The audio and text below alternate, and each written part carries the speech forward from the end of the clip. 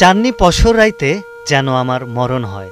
হুমায়ুন আহমেদ যেদিন এই মাটির ভর ছেড়ে অনন্তকালের যাত্রায় সামিল হন, সেদিন পূর্ণিমা ছিল কিনা জানা নেই, তবে সেদিন আঁধার নেমে এসেছিল প্রতিটি বাঙালির মনে। তিনি ছিলেন ঠিক পরশ পাথরের মতন। তাই তো সাহিত্য, নাটক কিংবা চলচ্চিত্র যেখানেই হাত দিয়েছেন সোনা ফলিয়েছেন। হুমায়ুন আহমেদের সর্বাধিক নাটকে কাজ করেছেন অভিনেতা ফারুক আহমেদ। আজ রবিবারের মতি মিয়া কিংবা উড়ে যায় বকপক্ষীর তৈয়ব হয়ে চিরস্থায়ী জায়গা করে নিয়েছেন দর্শকের মনে। প্রিয় নির্মাতার সাথে কাটানো স্মৃতি নিয়ে বইও লিখেছেন এই অভিনেতা। হুমায়ুন ভাই আমাকে ব্যাপক পরিচিতি এনে দিয়েছেন। এখন পর্যন্ত বাংলা ভাষাভাষী আমার কিছু ডায়লগ আছে যে কেউ জানে না, কয়েকটা ডায়লগ আমি বলবো, কেউ শুনে নাই, এরকম আমার মনে হয় নাই। অভিনেতা তৈরির কারিগর বলা হতো হুমায়ুন আহমেদকে।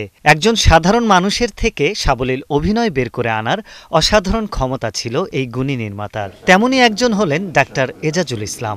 স্যার আমাকে জিজ্ঞেস করেছিলেন যে ডাক্তার, তোমাকে দিয়ে এরকম অভিনয় করাতে চাই, তাতে কি তোমার প্রফেশনের কোনো সমস্যা হবে? তা আমি বলেছিলাম, স্যার যেটা হয়, যে ধরনের চরিত্রে আপনি মনে করেন যে আমি মানানসই, আপনি সে ধরনের চরিত্রে আমাকে দিয়ে কাজ করাবেন, আমার কোনো সমস্যা নেই।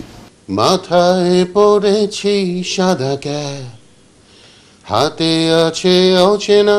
শুধু নির্মাতাই নয়, গান রচনা ও সুর করাতেও পারদর্শী ছিলেন হুমায়ুন আহমেদ। একটা ছিল সোনার কন্যা, চাঁদনি পশর ও আমার উড়ালপঙ্খীর মতন অসংখ্য জনপ্রিয় গান সৃষ্টি করেছেন এই গুণীজন। গান গাওয়ার পাশাপাশি লেখকের চলচ্চিত্রে অভিনয় করেছেন সঙ্গীতশিল্পী খান আসিফুর রহমান আগুন। তোমার আব্বার থেকে আমরা শিখছি, এবার দেখি তুমি তোমার আব্বার থেকে কি শিখছো।